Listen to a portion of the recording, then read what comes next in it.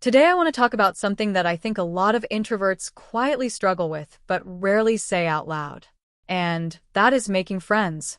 Not just making friends in general, but the specific and sometimes awkward experience of two introverts trying to connect with each other without anyone to help bridge that gap. Because if you have ever been in that situation, you already know it can feel like two people standing on opposite sides of a very wide river, both wanting to cross, but neither one making the first move. Let me start with something that I think is actually pretty funny when you step back and look at it. There is this idea that floats around in social circles, especially among extroverts, that introverts do not really find their own friends. The joke is that an extrovert adopts them. And honestly, there is more truth to that than most introverts want to admit. I have seen it happen. I have lived it. An extrovert enters the picture. They are loud and warm and comfortable talking to anyone, and suddenly they're pulling two quiet people together and saying, "You two should know each other." And just like that, a friendship begins that probably would not have started on its own for a very long time. That is not a criticism. That is just how social ecosystems tend to work. Extroverts are often the bridges between people who would otherwise stay in their separate corners, perfectly content but also quietly lonely. Now, before I go further, let me explain the difference between introvert and extrovert for anyone who is new to this. An introvert is not necessarily a shy person, though some introverts are shy. The real difference is about energy. Introverts recharge by spending time alone or in quiet, low-stimulation environments. Being around a lot of people, especially in social situations that require a lot of performing or small talk, drains their energy over time. An extrovert, on the other hand, tends to gain energy from being around people. Social interaction fuels them rather than depleting them. So when two introverts try to become friends, you have two people who are both more comfortable observing than initiating, both somewhat reluctant to put themselves out there without a clear signal that it is safe, and both probably waiting for the other person to make the first real move. You can see why that gets complicated. I identify as INFJ, which is one of the more introverted personality types. And from my own experience, my friend groups have always been small. Not because I do not like people, but because I am simply not built for large, surface-level social networks. I tend to have a small cluster of people in each area of my life, maybe 2 to 4 people at work, a similar number within a larger community I am part of, a few more from other parts of my life. And even within those small groups, there is another layer. If I am being completely honest with myself, the number of people I would genuinely call real friends, the kind where I feel fully comfortable and truly known, is probably fewer than 10. Maybe even fewer than 5, depending on the season of life I am in. That might sound lonely to some people. But for someone wired the way I am, that small number of deep connections feels more nourishing than a wide network of people I can only know at a shallow level. Now, here's something I noticed when I think about who those friends actually are. A lot of my closer friendships, the ones that developed most naturally, were with people who leaned more toward the extroverted side. Not extreme extroverts necessarily, but people who were comfortable making the first move, who kept the conversation going, who did not mind carrying more of the social weight at the beginning. And looking back, I think that pattern makes a lot of sense. Because as an introvert, I respond well to warmth and initiation. I just rarely initiate it myself with someone I do not already know. So the people who broke through were usually the ones who were comfortable enough in their own energy to reach into my quieter space and say, "Hey, I see you there, come talk to me." My introvert friends, on the other hand, and I do have some, tend to operate very differently in my life. We do not talk every day. We might not even talk every week. But when we do connect, it tends to be meaningful. There is less pressure, less performance, and more genuine comfort. However, there is also a real risk with two introverts as friends, which is that the friendship can fade simply due to neglect, not because either person stopped caring, but because neither person prioritized reaching out. Life gets busy. Both people retreat into their own worlds. And before long, months have passed, and you realize you have not spoken at all. That is one of the quiet challenges of introvert friendships. They can be deeply real and deeply neglected at the same time, and both things can be true without any bad intention from either side. So how do introverts actually get to know each other when there is no extrovert playing matchmaker? I think it usually happens through shared context and repeated exposure. Not through a single bold moment of introduction, but through proximity over time. You are in the same class.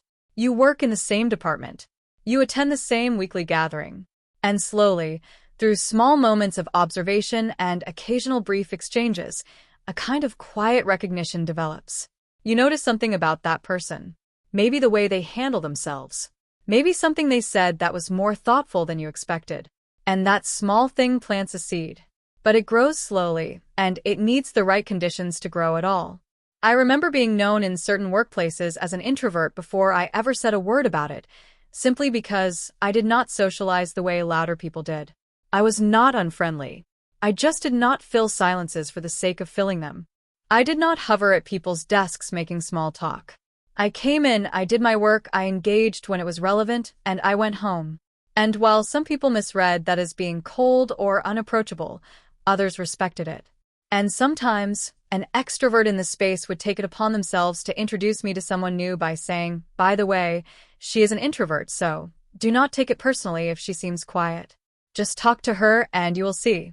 I never asked anyone to do that. But honestly, it helped. Because it set an expectation for the new person. It gave them a frame for my behavior, so they did not fill in the blanks with something negative. And sometimes the person being introduced to me would say, "Oh, me too." And that small shared identity created an instant, quiet connection that might have taken months to develop otherwise. There is something beautiful about finding another introvert who you just click with. When it happens, it tends to feel low pressure in a way that is hard to explain to someone who has never experienced it. You do not have to perform. You do not have to fill every silence. You can sit together quietly and not feel like something is wrong. You can have a real conversation without the exhausting social performance that comes with some other kinds of friendships. But finding that person and getting past the initial barrier of two quiet people waiting for the other one to start, that takes either time, luck, or someone extroverted enough to throw you into the same room and say, "Figure it out." For INFJs specifically, there is an additional layer to this that I find worth mentioning. People with this personality type tend to be selective about who they let into their inner world. They observe a lot before they open up. They are watching for consistency, for authenticity, for signs that this person is genuinely who they present themselves to be. And that careful watching takes time. Which means that even if an INFJ is interested in getting to know someone, it might not look like interest from the outside. It might look like indifference or aloofness when really it is just patience, or caution, or both. So if you have ever felt like an INFJ in your life was hard to get close to, that is probably why. It is not that they do not want connection. It is that they want the right kind of connection, and they're willing to wait for it rather than settle for something that feels hollow. Now let me talk about how introverts maintain friendships once they have them, because I think this is where things get genuinely tricky. Extroverts tend to maintain friendships through regular contact. They check in, they make plans, they send messages, they show up. Introverts, especially deep in their natural state, do not always operate that way. They might go weeks without reaching out, not because they stopped caring, but because they have been fully absorbed in their own internal world.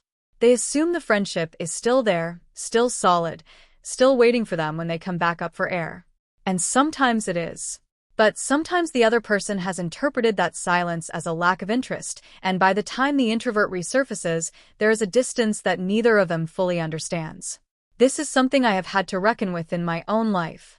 The friendships I valued most were not always the ones I tended most carefully.